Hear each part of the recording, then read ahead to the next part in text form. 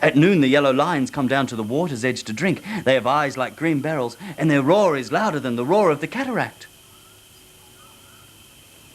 Far away across the city, said the statue, I see a young man in his garret.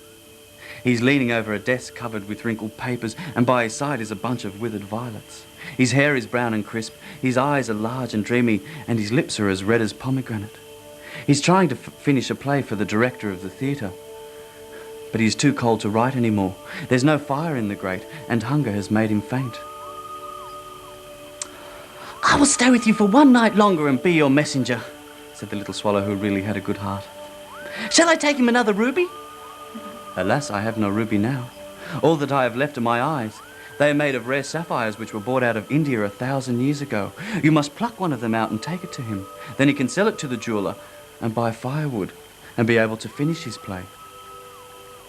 I could not do that, said the little swallow, and he began to weep. Swallow, swallow, little swallow, do as I command you. So the swallow plucked out one of the prince's eyes and flew with it in his beak to the student's garret. It was easy enough to get in. There was a hole in the roof. Through this he darted. The young man didn't hear him, for he had his head buried in his hands, and when he looked up he saw the beautiful jewel and the bunch of withered violets. Aha! This is from some great admirer. Now I'm beginning to be appreciated. And he looked quite happy. The next day, the swallow flew down to the harbour and sat on the mast of a tall vessel and watched the sailors hauling big chests out of the hold with ropes. Heave ahoy, they shouted as each chest came out of the hold. I'm going to Egypt, cried the swallow, but nobody minded. And then when the moon rose, he flew back to the prince. Dear prince, I'm come to bid you goodbye. Swallow, swallow. You know that was going to happen, didn't you? Swallow, swallow, little swallow, will you not stay with me for one night longer and be my messenger? Oh, it is winter, and the chill snow will soon be here. In Egypt, the sun is warm on the green palm trees, and the crocodiles lie in the mud and look lazily about them. Soon my companions will be building a nest in the temple of Baalbek, and the pink and white doves will be watching them and cooing to each other. Dear prince, I must leave you, but I'll never forget you.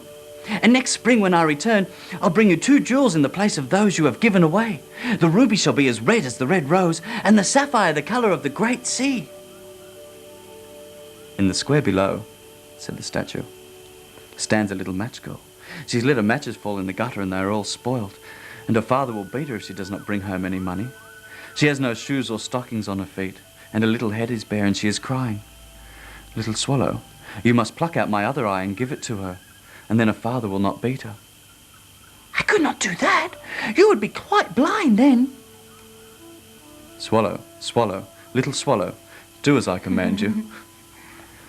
So the swallow plucked out the prince's other eye and darted down with it. He swooped past the little match girl and dropped the jewel into the palm of her hand. What a beautiful bit of glass, she cried, and she ran home laughing. Then the swallow flew back to the prince. You are quite blind now, so I'll stay with you always. No, little swallow, you must away to Egypt. I will stay with you always. And he slept at the prince's feet.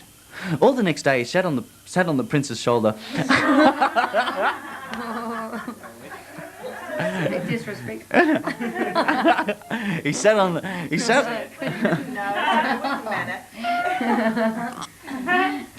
All the next day he stood on the prince's shoulder and told him of things that he had seen in strange lands.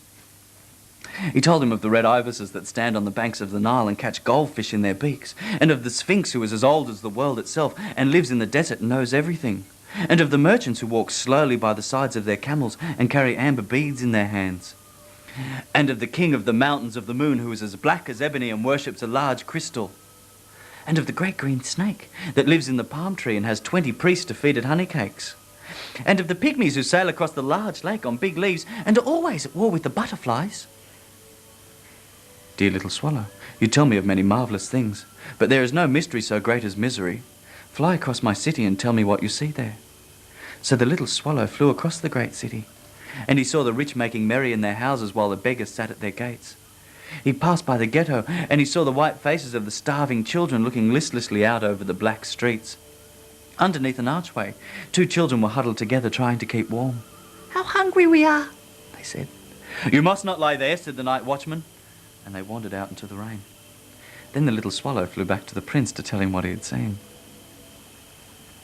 Swallow, swallow, little swallow, I am covered all over with thin leaves of fine gold. You must take it off leaf by leaf and give it to my poor, for the living always think that gold can make them happy.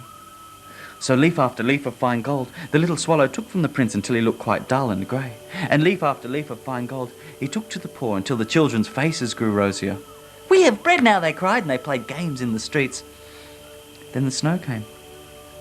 And after the snow came the frost. The streets looked as if they were made of silver, they were so bright and glistening.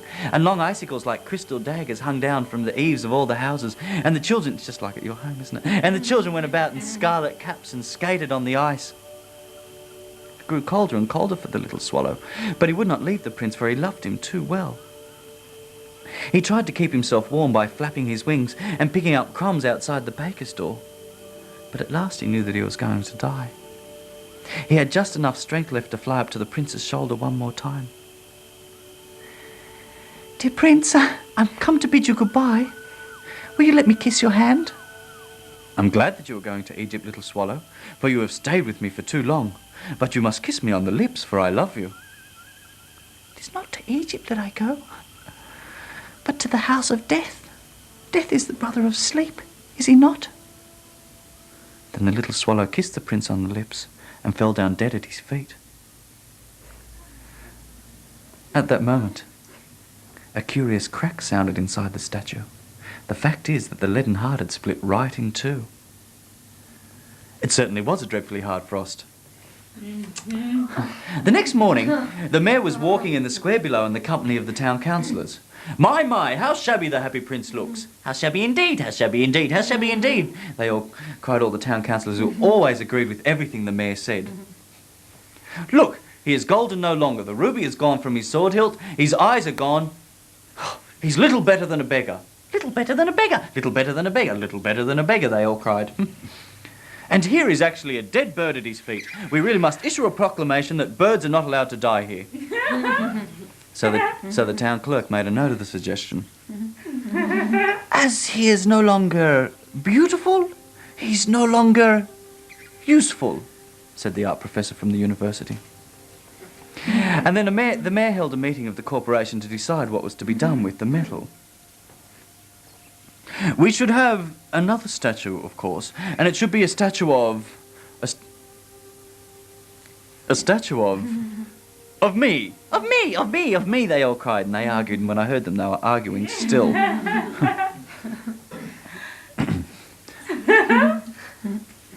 "My, how unusual," said the overseer of workmen at the foundry.